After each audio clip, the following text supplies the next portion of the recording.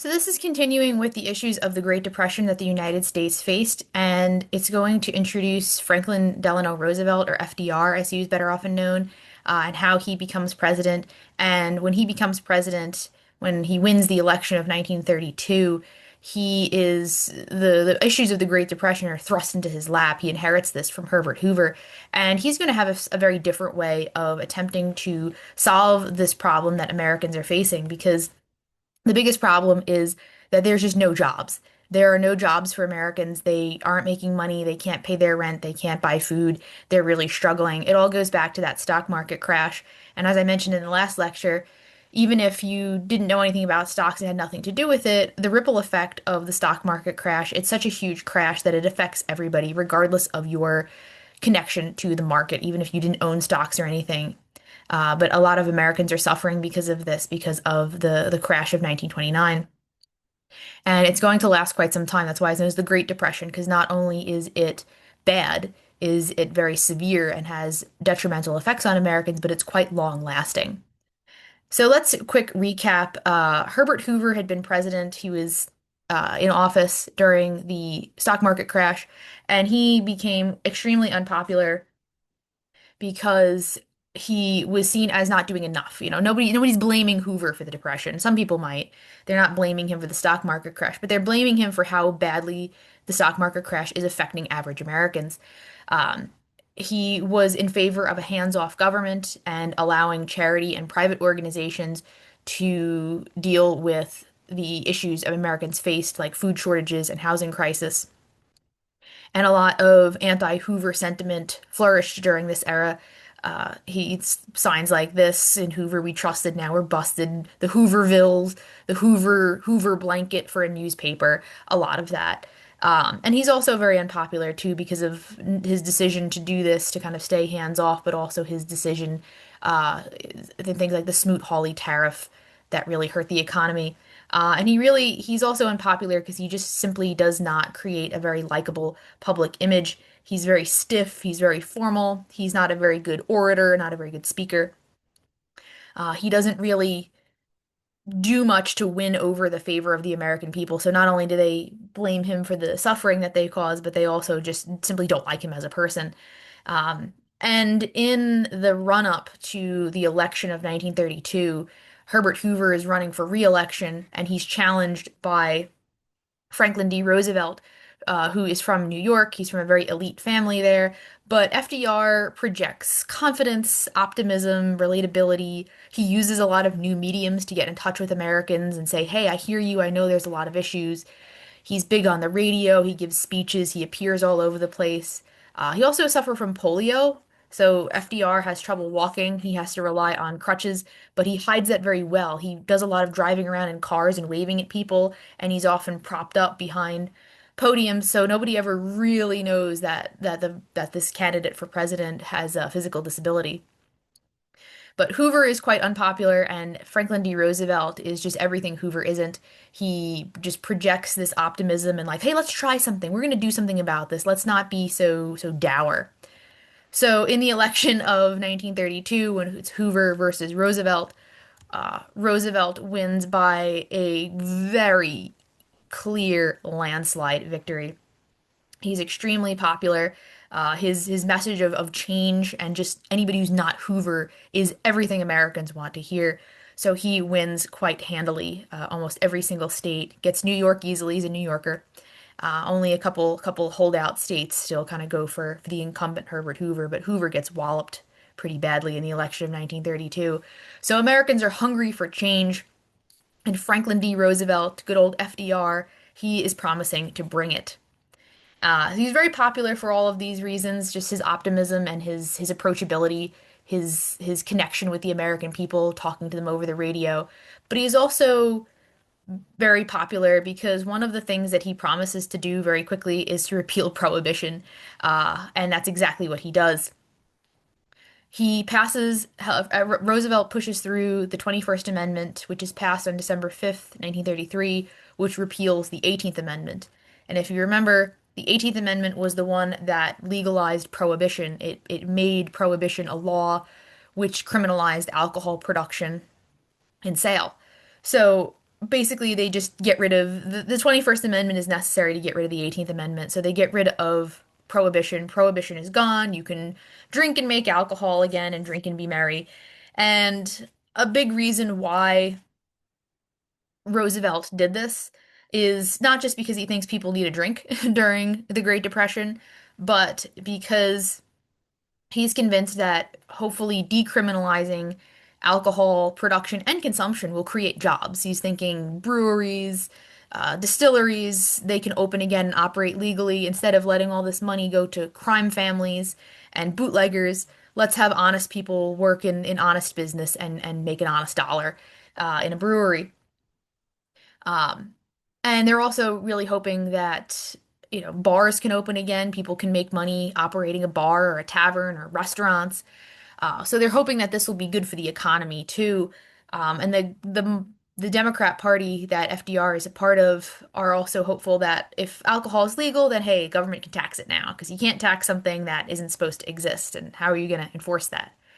So there's a lot of reasons why, not just popularity, because prohibition was extremely unpopular and almost impossible to enforce, and really just a bit of a failure all across the board.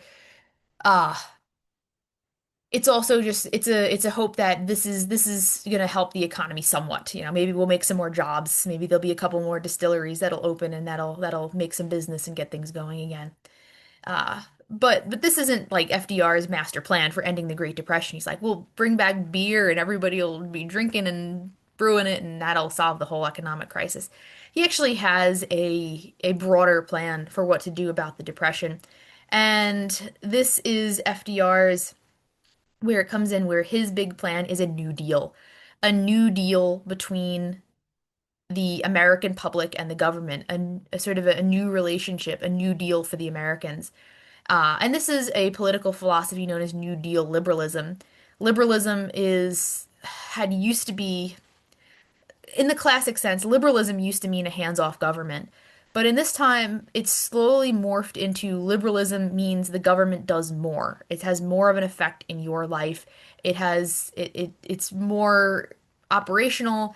It's a larger presence.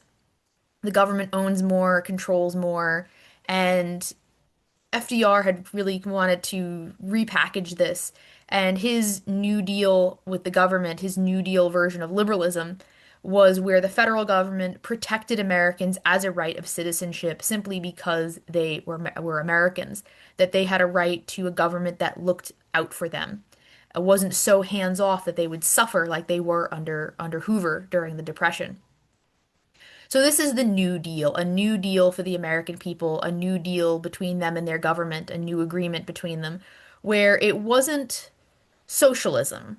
It wasn't that far left where it was total government owner operatorship and control.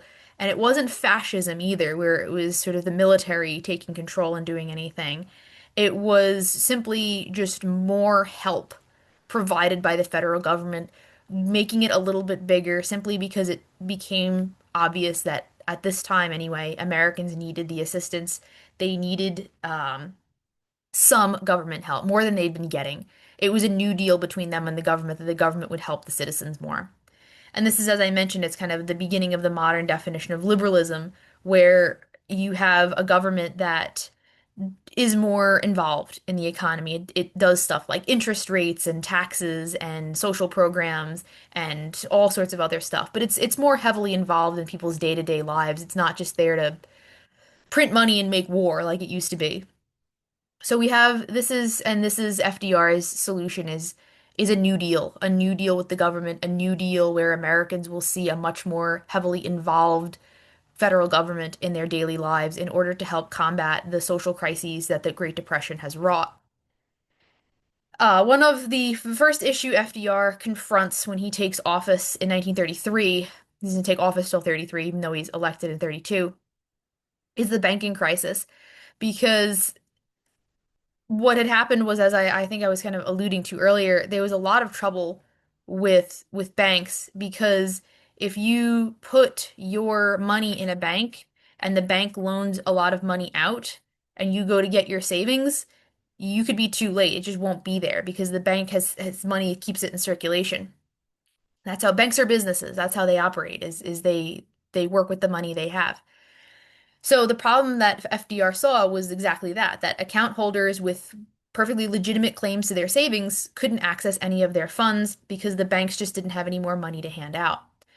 So FDR declares a bank holiday where basically banks had to close and you just sit down and shut up while he figures out a problem because he didn't want to have all of these bank runs where people were going there and panicking and pulling their money out and causing banks to collapse and more problems to occur. So FDR passes the Emergency Banking Act, which kind of it's like a bank bailout. It infuses federal money at a much larger scale than whoever ever did into local banks and banks across the country to make sure that if people are, when the bank holiday ends and banks open back up, if people do go to the bank to withdraw money, there'll actually be some cash there for them to pull out from their own account. They can't just go in and it's not a hold up. You have to get it from your own savings. And to prevent this from happening again, should it happen sporadically, a rush on the bank where people run all in trying to get their money, FDR passes the Federal Deposit Insurance Corporation, the FDIC, which insures money for individual depositors at banks across the country. I guarantee any bank you walk into today has a gold plaque on the wall or the door or the desk or somewhere that says FDIC insured, usually up to $250,000, which means Sydney Federal Credit Union, that little bank if you're in Delhi or several other places in Delaware County here. If that bank suddenly failed, I don't know why, if everybody came to bring their money in and or it burned down or something with all the money in it, the federal government will reimburse you up to $250,000 of your savings. So if I have $100,000 in that bank and something happens to that bank, I don't lose that money just because that bank failed. My money is safe in an FDIC insured bank. So Roosevelt wants to make sure that that doesn't keep happening where people will lose their life savings if their local bank crashes and burns, figuratively or literally. So this is him doing stuff, changing things, getting involved, making the government more powerful. That's not something Hoover ever would have considered doing. What? Bank insurance? Government involvement? Absolutely not. Roosevelt? Absolutely yes. And this is part of the first wave of programs aimed at combating the Depression that becomes known as the first New Deal. It's the first wave of New Deal programs in this New Deal with the government, a more heavily involved government looking to solve social problems. Because it's different from the second New Deal, the second part of the New Deal that he will eventually roll out. A lot of the first New Deal, the first part of it, this is retroactively applied by historians, this term. This first New Deal is just FDR throwing stuff at the wall and seeing what will stick because he sees a lot of problems that he wants to solve. It's very much known for the first New Deal is characterized by a flurry of acronyms that FDR acronym terms that he passes, all of these organizations with cute little acronyms, which is why the first New Deal is sometimes known as the alphabet soup because he passes a ton of little legislations and organizations in attempt to just try to combat the issues that everyone is facing. Um, he passes first the National Industrial Recovery Act, which is a organization that spawns it establishes the National Recovery Administration. And the goal of the National Recovery Administration is to have the government work with businesses to set prices so that people wouldn't price gouge, that businesses wouldn't price gouge, and that it would try to combat hoarding and inflation while people are struggling economically. Because the fear was that certain businesses might charge a lot if they had a product people wanted, and then that would make the economic situation worse. And there was always a fear that people might start hoarding goods or there might be some sort of issues. Uh, the NRA that is a sort of a little splinter part of the that becomes into action because of the Recovery Act. It doesn't really do much. It doesn't really have a lot of teeth or control. It's just sort of a feel good measure to be like, hey, the government's working with businesses to try to make sure that things are working out nicely. It's so it doesn't really change a lot. I mean, businesses they'll sign a little certificate that say, "Hey, I'm part of the NRA," and they'll put this little poster, the NRA eagle, in their window to say, I'm doing my best to keep up good business and follow the laws and the practices that the NRA is suggesting here. But there's nothing really gonna, no one's gonna come down hard on a business that's not obeying the rules of the Recovery Act or their administration that is trying to administer these suggestions, for lack of a better term. So it's kind of a feel-good measure. A lot of Americans just see it as, well, at least Roosevelt is doing something. He's doing a lot of stuff, and this is just something. This is combating the apathy of Hoover and others with action, with tangible action, and Americans like it. Like, okay, he's doing something, he's getting involved. Great.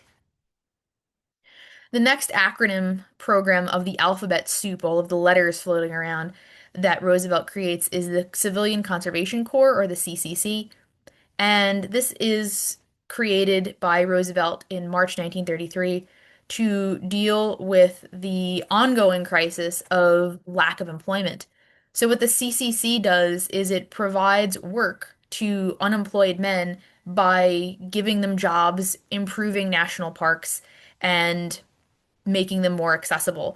A lot of national parks that you can go to today will have like CCC barracks that you could tour as part of the historic section of it. You go to, I know there's a lot of different national parks, even like the Grand Canyon. If you go to the Grand Canyon, they've got like a CCC history of how the Conservation Corps guys went in there and made a lot of the trails that people like walking on. The whole point was there's no jobs. Okay, how do we create them without just giving men money? Because they don't want to be given money. They just want a job. They don't want charity. Well, this isn't charity. You're going to be working for a living. It's tough work, the CCC work. You're planting trees, making trails, building roads and infrastructure and lodging and all sorts of stuff to make things like national parks and wilderness areas better maintained and more accessible. So yes, a lot of the national parks infrastructure that we even enjoy today is thanks to the Conservation Corps. But this was a job creating measure. Like we need something for these guys to do. The government will pay you to make national parks. That's why we have so many now, thanks to this, and why they're so nice. So it's a literal job creation machine, and it's quite popular because this is exactly what Americans had wanted. They're like, yes, it's not charity. It's a legitimate hard job that I'm happy to do to send money home to my family. Another way that Roosevelt is trying to make jobs, to just create them, is through the Public Works Administration, or the PWA, where the government contracted with private companies to build public infrastructure. So this is like the the CCC, the Conservation Corps, but instead of being having jobs with conservation and improving national parks, you're building public infrastructure. So it's the government paying people to build hospitals and roads and bridges and little spots where parking lots. It's another job creation machine. The New York City Triborough Bridge is a product of the Public Works Administration. They felt we need a bridge here. We need to improve a bridge. So the government's going to pay men to make one. It's all about creating jobs, and a lot of people saw this as exactly what the country needed. Doesn't, it takes some pressure off of the clamor for employment. And it does help the country too, because we still, in modern day and age, enjoy a lot of the infrastructure that was built during this era. The national parks that the CCC helped improve, some of the structures that were put in place by the PWA, men working for the PWA, really trying to tackle the issue of legitimate employment. Very much less popular was the Agricultural Adjustment Act, or AAA, another great acronym here. There was another issue that Roosevelt was trying to tackle besides um, business problems and jobs was what do I do about the farming situation? Because there was an issue with agriculture and farms during this time.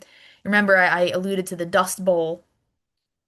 There was a lot of trouble out west environmentally, but there was also still the issue of too much food being produced. You think that's ironic during the Great Depression that there's too much food being produced, but that's the case.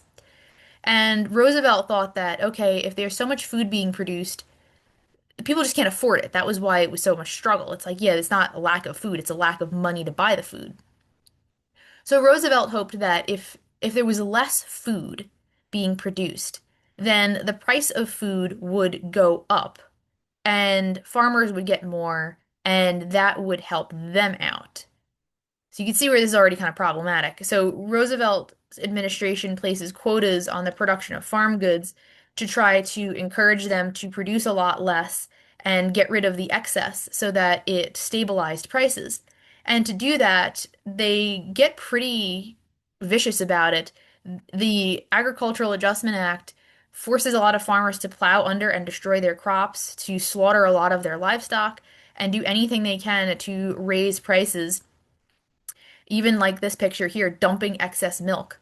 It's seen by some as a necessary measure to get rid of the surplus to help regulate the market, but a lot of Americans who can barely afford food for the day, seeing good milk being dumped, seeing hogs being slaughtered and just buried to rot is just really unpalatable. So this is one of the actions that it's seen as kind of one of the biggest failure of the alphabet soup. The CCC was quite popular, so was the PWA, but the AAA here is just a bad public image for Roosevelt. But he had a string of wins for a while there, a string of things that made him look good, that people liked, and they thought, okay, this is a sign that we're trying.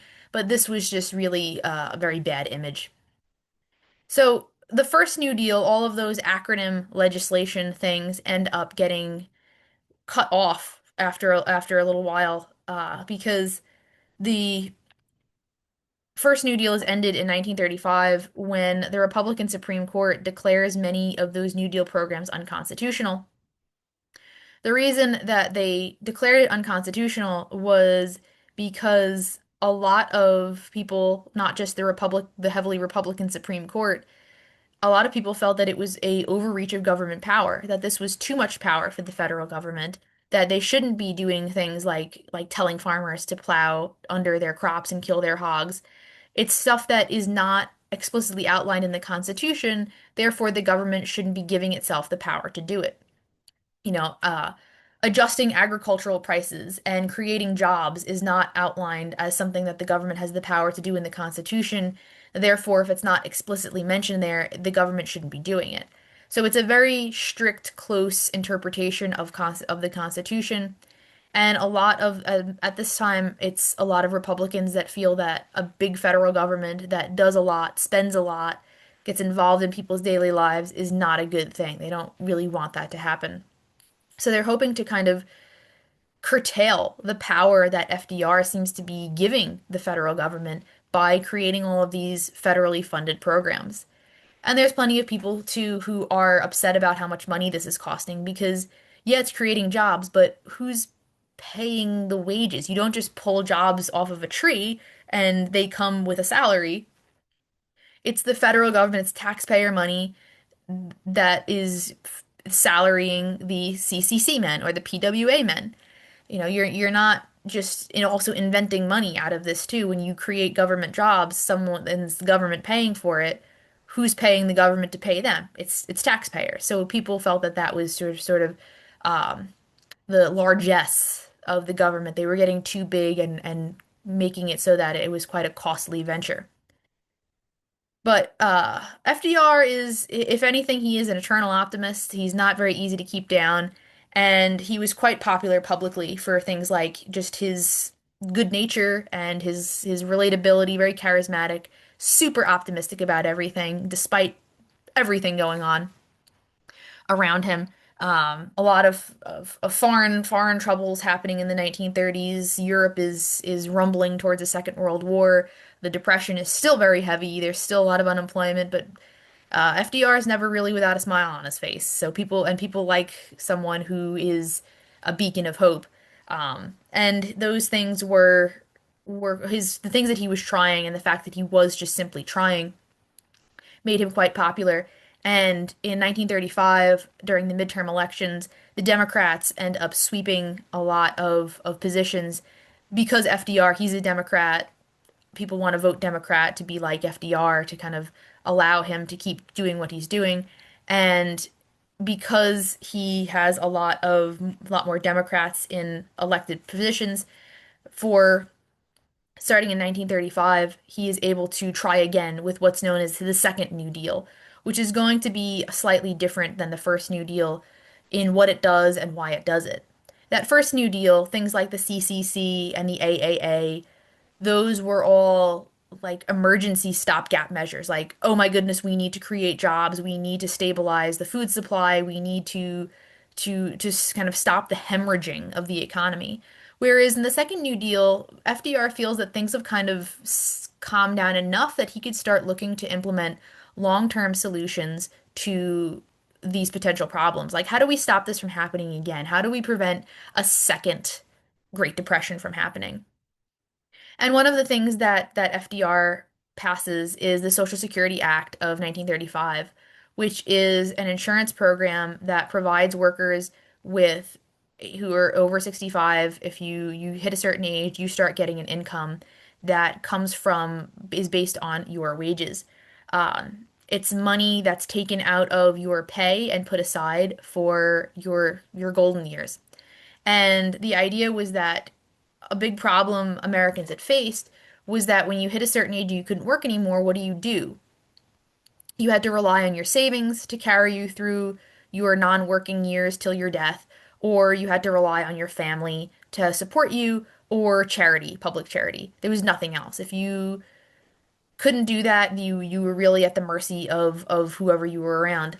So Social Security is designed to be a security blanket or like a safety net, really. That's a better term. I don't know why I said security blanket. It's designed to be a safety net for Americans when they get older that was seen as a reward for their years of hard work. Like the government's keeping a little rainy day money safe for you for when you get older to pay you back so you have a guaranteed income even when you stop working. But you had to work. You couldn't collect Social Security if you hadn't contributed to it throughout your working life. It was seen as a good protection for older Americans.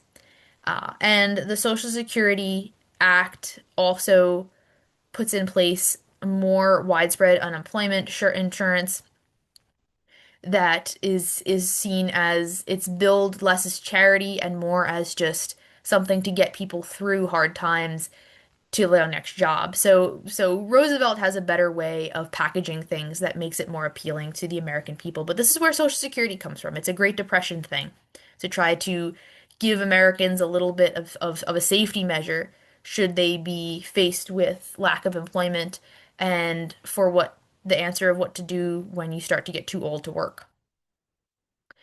And in 1936, Roosevelt is up for re-election and he does very good. His campaign platform is economic freedom for the average man, which is all about jobs and protections as an American citizen.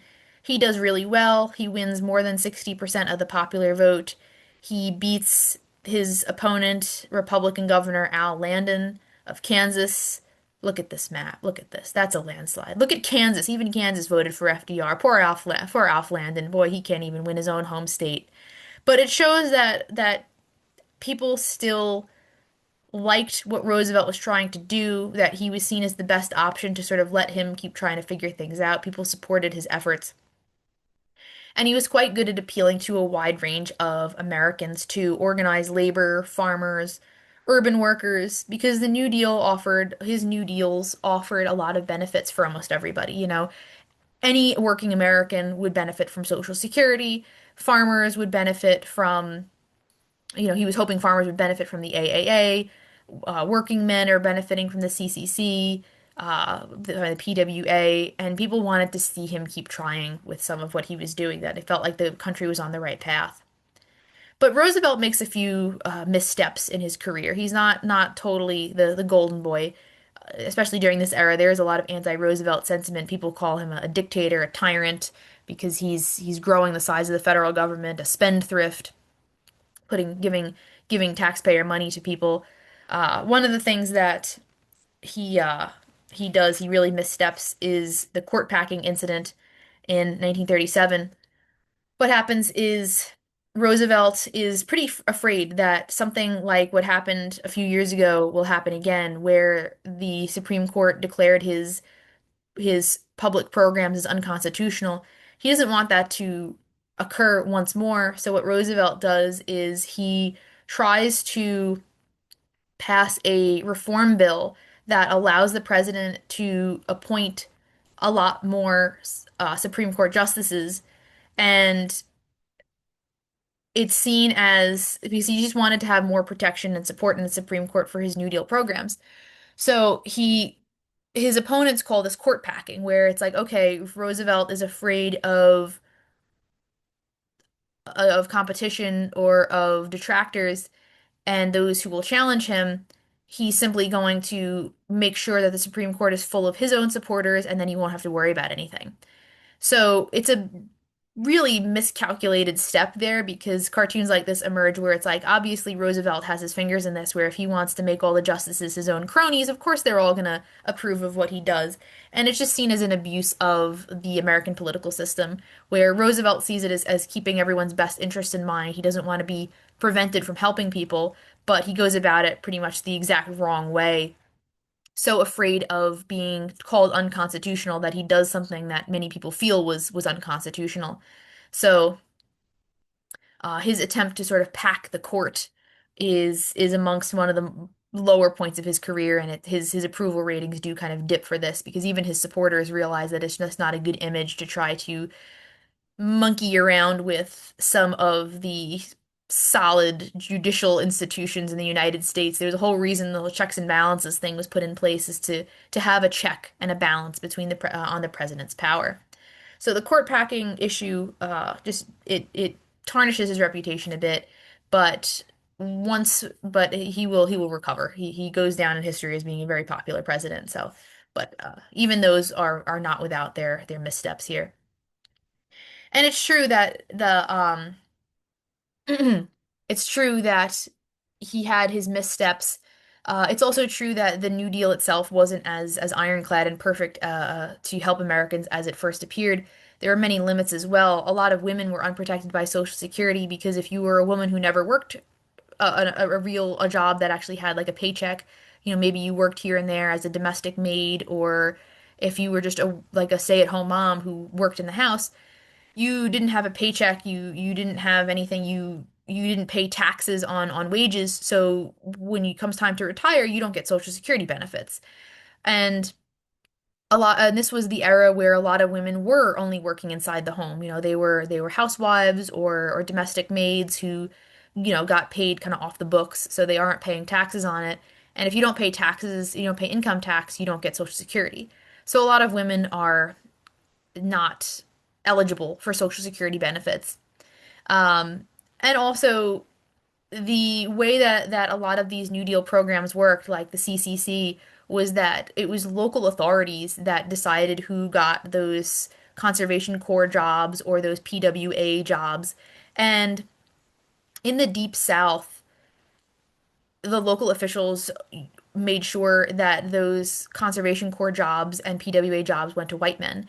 And FDR didn't want to make enemies of the Democrats in the South, so he really doesn't do anything to make sure that the jobs are distributed in an equitable manner. So if um, he kind of realizes that that's what's happening, is that a lot of Black Southern men don't have the opportunity to get a Conservation Corps job. He's really not going to go down there and try to mess with it because he's hoping to get as much support for the New Deal as possible and not make enemies.